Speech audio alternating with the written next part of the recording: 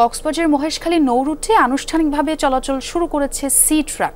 সকালে উদ্বোধন করেন নৌপরিবহন মন্ত্রণালয়ের উপদেষ্টা অবসরপ্রাপ্ত ব্রিগেডিয়ার জেনারেল শওকত হোসেন। এ বিষয়ে আরও জানবো আমার সহকর্মী এহসান আল কুতুবের কাছ থেকে। এহসান, সি ট্রাকে চলাচলের সময়সূচি এবং ভাড়া সম্পর্কে একটু বিস্তারিত জানাবেন।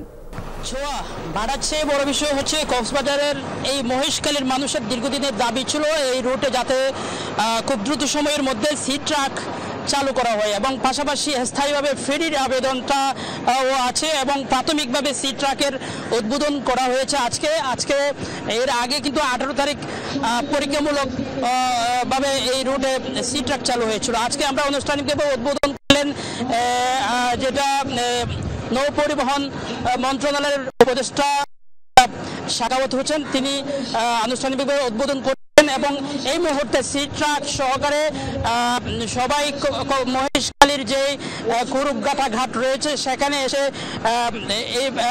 এখন সবাই সি ট্রাক থেকে নামতে শুরু করেছেন এবং তাকে বরণ করে নেওয়ার জন্য এই সি ট্রাকে করে যারা এসেছেন এবং এই সি ট্রাককে বরণ করে নেওয়ার জন্য মহেশখালীর মানুষের মাঝে যে উচ্ছ্বাস, যে উল্লাস, যে আনন্দ আমরা দেখছি, এটি আসলে দীর্ঘদিনের বাধার দীর্ঘদিন তারা কিন্তু এই সি ট্রাকের দাবি করে আসলো। কোনোভাবেই সিন্ডিকেটের কারণে এই পথে কোনো সি ট্রাক তো দূরের কথা, পল্টন পর্যন্ত বেরানো সম্ভব হয়নি। কিন্তু আজকে তারা যে দীর্ঘদিনের আন্দোলনের পর সফল হয়েছে, সেই সফলতার জন্যই তারা কিন্তু খুব আনন্দিত, উল্লাসিত এবং উদ্বেলিত।